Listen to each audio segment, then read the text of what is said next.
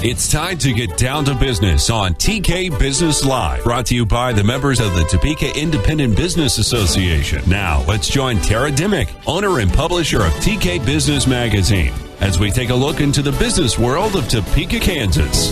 Hi, and welcome to TK Business Live. I have Jeremy Graber with me. He is a partner with Foulston Siefkin, and Foulston Siefkin is throughout the state of Kansas. It's here in Topeka. It's in Wichita. Where else? It's also in Overland Park. Okay. 3 offices. So we recently had Jeremy in the magazine, and he did this great article on planning with the end in mind, and it was all about succession planning. And this is kind of a topic for me that I'm interested in. I have my own family things going on where my parents own their own business, and we often have this conversation of succession planning and what would we do.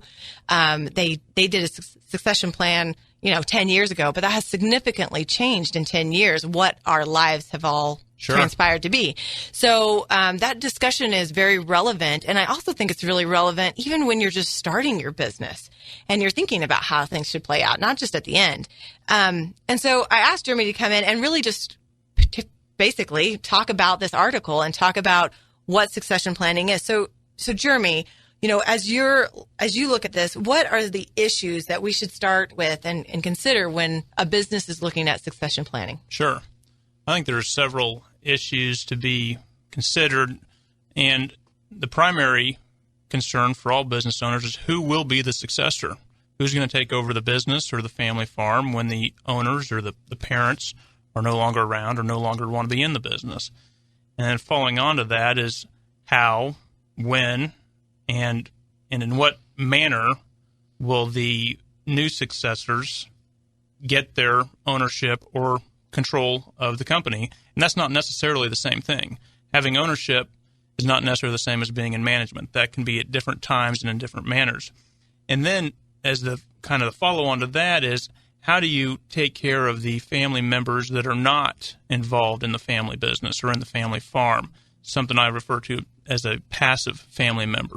Because oftentimes you may have 2 or more children, one of which stays in the family business and one goes elsewhere. So those are the 3 kind of main topics, I think, that have to be considered and hashed out when you're considering business planning. Yeah, it just hits home because I'm definitely the passive member with my family's business, and so is my sister. But my brother's involved, but he's involved in kind of a different, unique way, Sure. and not necessarily in the way to just take over full ownership if anything ever happened to my parents, or even if they just wanted to exit. We don't have a good plan in place. So as we're putting that forward, in the article you talk about some keys to the succession plan. So can you elaborate on kind of the keys to having a good succession plan? In the article, I have set out four keys that are kind of high-level issues to implement a full succession plan. The first of which is determining the appropriate entity structure. The second is a buy-sell agreement, and related to that, the options that might be embedded in the agreement. Third, who's to receive the business interests and when they should receive the interests, and connected to that, management control. And fourth, consideration of family members, the passive members who aren't involved. With the entity structure, you think about that in business succession, but you have to think about that hopefully on the front end when your business is being created. And by business entity structure, I'm thinking about whether it's a corporation, a limited liability company, a partnership, a sole proprietorship, or there's a couple of others, but those are the main entity structures to be considered, and they all have their pros and cons of what to go with. With a sole proprietorship, it's easy. You don't file anything with the state. You just go out there and you do it. If I was going to have a sole proprietorship, it'd just be Jeremy Graber. And the downside of that is you don't have any liability protection. And it's a single person that's running it. And so if I want to bring in another partner or another family member, I don't have an easy way of doing that. That's why the entity structure makes it a little easier. The second problem with the sole proprietorship deals with, you see this in the farm and land quite often, is when somebody passes away or their land is going somewhere else and you start dividing up and you have interest in land or property, it gets real messy real fast. Whereas if you're transferring stock or LLC interests, that's kind of just paper. And if you're transferring interest around, you're bringing people in, letting people go in the company itself, it's easier when you just have stock or LLC interests. So I'll talk about corporations compared to LLCs for a minute. Corporation has been around for a long time. It's it's the stalwart of business entities. You have shareholders, and you have your directors. It's very between an LLC and a corporation. It's the most rigid entity structure. It provides provides liability protection. It allows the shares, like I said, to be transferred around, but it has what's called double taxation, which means the shares or the company, has taxation at the corporate level, and then when you have distributions out to the shareholders, those are taxed as dividends. So a lot of people, especially when they're starting up, they don't want to have that rigid structure, and they also don't want to have the double taxation. The LLC is what they call a pass-through entity, and the tax flows through to the owners. So the LLC itself is not taxed. The other benefit of the LLC is it's very flexible. The structure is flexible. It's it's run by what's called an operating agreement, and you can have a lot of flexibility in that operating agreement about the powers of the owners. So if you have active members, passive members, you can have varying interests in the operating agreement about what control they have, how much interest they have in the company, their entitlement to distributions or not. That can all be embedded in your operating agreement, which with a corporation, you don't have quite the same flexibility. I would mention there is a pass-through corporation called an S corporation that does not have double taxation. But the downfall with it, or a limited downside of that, is you can only have a limited number of shareholders, and they have to generally be people. You can't have a corporation or another entity be a shareholder of an S corp. And while all that may not matter when you're thinking of succession planning, it may come into effect if you're wanting to transfer to another entity or an ESOP, which we'll talk about in a couple of minutes. But if you're setting it up, without the end in mind, for lack of a better term, you have to sometimes go back and redo a lot of that when you're doing the business succession planning, which is one more added complexity and, frankly, sometimes a cost. And that's why when I talk to people about business succession planning, I tell them you need to be thinking about this when you're setting up your company. And so that's the first, key to succession planning. Secondly is concerning what I refer to in the article as buy-sell agreements and options.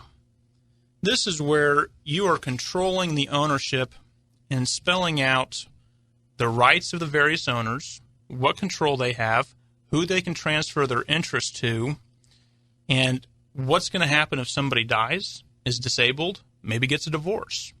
Because what you don't want to have happen is you put together a succession plan and then somebody unexpectedly passes away, or there's a divorce, or maybe somebody runs into creditor problem. And all of a sudden now you've had a creditor come in or an ex-spouse that's wanting to be a partner in your business. The buy-sell agreement has protections in there to limit that. More to the point on business succession planning is you can have mandatory buyout provisions, options, tag-along rights, and drag-along rights. And I'll talk about those here. The buyout provision, what that can happen is if the owner, let's say they have 40% interest in the business when they pass away. The buy-sell agreement may say the other owners or the company has to pay cash to that owner that's now deceased, to their estate, to buy out their interest. It's mandatory. How is that helpful? Well, the 40% owner, who wants to buy 40% in a company and be a minority owner that maybe you don't have any interest or knowledge of how it even works? The business was good because he was or she was the owner of that 40% interest, but now that they've passed away, the business may continue with the other 60% owners, but who's going to buy in at 40% at a fair market value? The buy-sell agreement spells out how much they're going to get paid, when it's going to be paid, and how, the manner of whether it's paid to the estate, do you get a note, and the value. Is it an appraised value? Is it a book value? All that can be spelled out in the buy-sell agreement. The other thing it can do is prevent freeze-out, which is just, it's not a technical term at all, but it's intended to control a situation. Let's say you have 3 children, and all 3 are involved in the family business, but 2 of them team up to exclude the third. Maybe the third is the CEO, and the other 2 together own 2/3 of the business. They decide to fire the third sibling that's the CEO and say, you're fired, we're going to hire someone else. And now the third sibling only has a 1/3 interest. They've lost their job. They're a minority owner in this company that they've been running. Maybe the 2 siblings that fired the CEO are living in New York and LA, and the third has been the CEO here in Topeka. Well, now, what is that person going to go do? They can't sell their shares. No one's going to buy that a minority interest. So what the buy-sell agreement may say is that if that person is fired or there's a material change in management structure that isn't agreed upon by a certain number of the shareholders, then that person has a buyout right. A put is called a put right. So they can put their shares to the corporation or company or the other shareholders and force a buyout. So before the 2 siblings fire the third sibling, they may want to think about, I'm going to have to buy out her interest or his interest at a set price. And by putting that in a shareholder agreement or a buy-sell agreement, whatever you want to call it, is it prevents that circumstance from happening, that what I call the freeze-out. Related to that is, I mentioned before, tag-along and drag-along rights. Typically, these circumstances come up when you have, 2 or 3 siblings, children, or more, and you have one that's involved in the business and the 2 that are on the coast. And the one that's involved may have may see a great opportunity to sell their interest to a third party, maybe a private equity group, maybe a competitor even. But it's going to be good for the shareholders to do that. Well, if you've got a not so nice local sibling, they may want to sell to this competitor or private equity group and not let their siblings that live in New York and LA participate.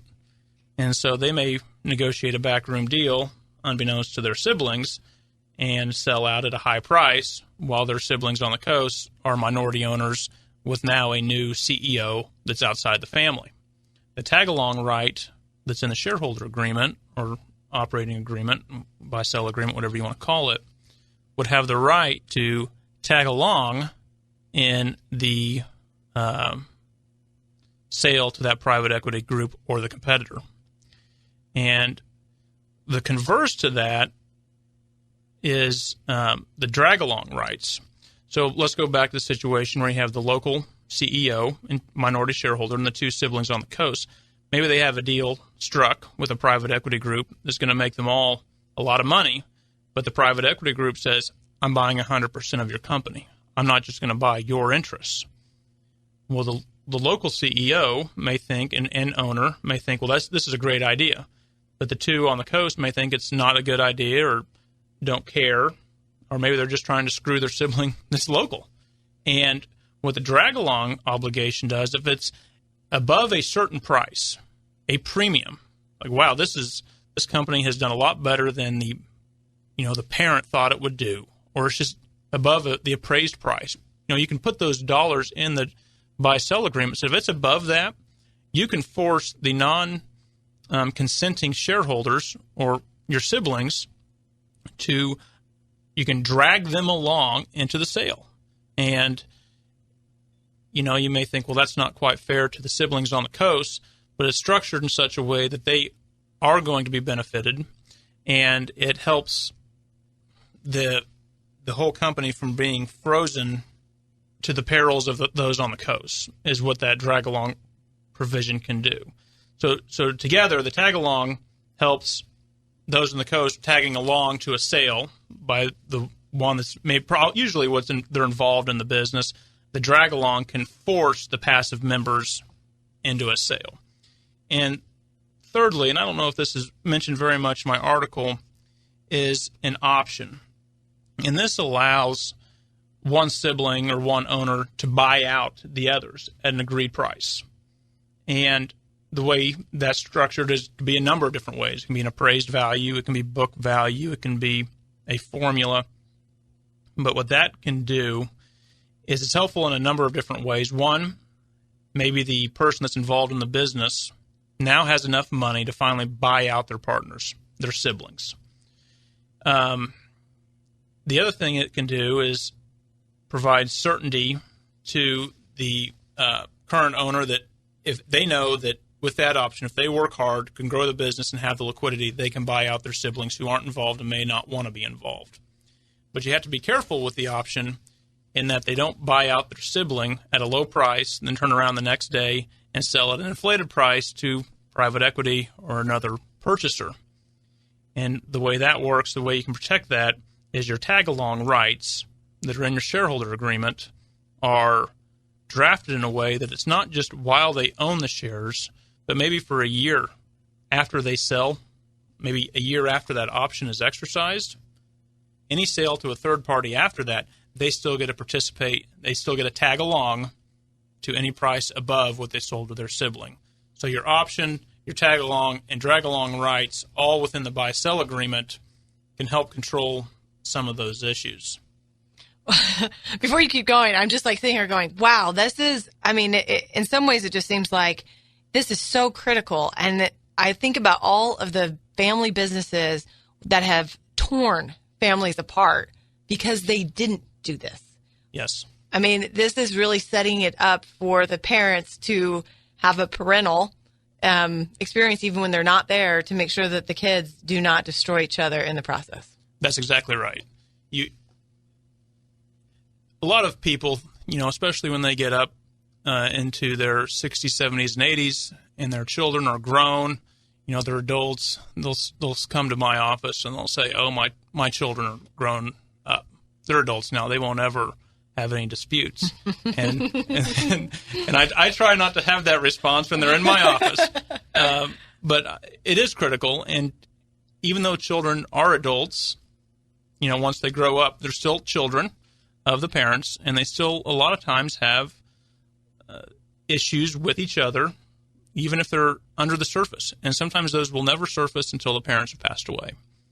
And just leaving it to chance is not a good game plan. Sometimes it does work out, but oftentimes it doesn't. And if you at the very least you go through this process and think about it and put something in place that is cohesive, comprehensive, and you've discussed with your children, it decreases that post-death problem significantly. And it is critical in businesses and farms. I don't know if you ever heard the saying, shirt sleeves to shirt sleeves in 3 generations. It's where in 3 generations, even if you have success, you'll be back to where you started in society by the 3rd generation. There's various, iterations of it. But, growing up, I saw it on the farms. The 1st generation earns it. The 2nd generation enjoys it. The 3rd generation loses it. And I saw it all the time. And having a succession plan can help avoid that. You don't want to just give the business to the child that's just going to, just spoil it. You also don't want to give it to the child that's involved, but share with their siblings who don't care, and they just end up fighting because it's going to end up being in either litigation or it's going to be sold, and the value is either going to leave the family or be gone forever. And the property, the memories, the legacy, yeah. this thing that was built by the parents or the grandparents suddenly just disappears. It's no longer right. a part of this family legacy. That's right. Yeah. Okay. So get back into it, because that actually kind of, I guess, molds back into this employee side of it, where right. you start talking about, where the business interest is and when do people receive it. Right. So keep going. So the next question is, well, who's going to get the business interest? It's great if you have one child and they want to be in the business and they've been in the business since they were 15 years old pushing a broom. That's the classic story, and they take over and everything is wonderful, but that's rarely the case. And so you have to account for all your children, typically it's children, but what if there aren't children that want to take over the business, or the business owner just doesn't have children, and whether it's a husband, wife, or one or the other? And in that case, one option, if there is no children or no children involved in the business, is look at your employees. Is there a one or two key employees, or maybe the management team? Maybe they have an interest in taking over the business. Oftentimes, a long-standing employee or group of employees are the obvious successors. That has as much the problem with employees, of course, is some of them may feel slighted if they aren't considered as part of the key group or the management group that's offered the buyout. Likewise, they may not have the money. So if you're trying to get money from your employees to buy you out because you want to leave a legacy of cash to your children that aren't involved in the business, well, your employees may just not have that money. Mm-hmm. And so you have to work through that in a number of different ways, including an ESOP. That's a complicated. ESOP stands for Employee Stock Ownership Plan. And that can, in some circumstances, be a useful tool where the employees are essentially the beneficiaries of the ESOP. And the ESOP can borrow money from a bank and buy out the interests of the owner and then pay the bank off over time through the profits of the company. It's a leveraged buyout, so there is risk there. And ESOP is highly regulated under the tax laws and under the Department of Labor under ERISA. But it is one possible strategy of moving assets or moving the company, that is, down to your employees. They'd technically be owned by the ESOP, but all the beneficiaries would be employees. You could also use buy-sell arrangements, put options, call options with your employees as well. So all the strategies we discussed under the buy-sell agreement, in the context of children, you can utilize those too with your employees. You set prices. They can buy stock at certain times. You can slowly give them stock, maybe as some sort of a stock purchase plan, and they can slowly buy stock as you push it down to them. The problem with all that, though, is most business owners, they don't want to let go until they're ready, and then they want to be done now. And so slowly giving it down to employees is very difficult for a lot of business owners to do. The other thing you worry about is how do the children that aren't involved in the business, how are they going to think when you're starting to give, or if the plan is to have employees be the successors? And that's something that has to be managed and kind of goes into part 4 of the article on considering family members who are not involved in the business. And this includes instances where there's no members of the family in the business and those where there's one or two involved but others not involved. And this is the most difficult area to handle. If you just give everything, say you have 3 children, and you give everything outright to all 3, and that's all you do. You don't have a buy-sell agreement. You don't have anything else in place. You have the risk of the freeze-out that we talked about earlier. You also have the problem if let's say you have 1 involved as the CEO here in Topeka and 2 on the coast. Well, the person here locally may not send any distributions, no dividends out to his or her siblings on the coast. Or he or she may be doing a heck of a job, working their tail off, growing the business, but the siblings on the coast, they don't care. They want their money. They want dividends, and they want it now, and they want to sell the thing. They don't view the company as being a way of life or a long-term investment for them. They want their cash to go do what they want with it, typically. They may have some sentimental value tied to the family business, but once mom and dad are gone, that typically disappears, unfortunately. And there are different ways to account for that. I mentioned, the tag-along, drag-along rights. One of the things that most people don't think about is they think, well, once the business owners have passed, you automatically either have to have a sale and pay the passive members immediately or not.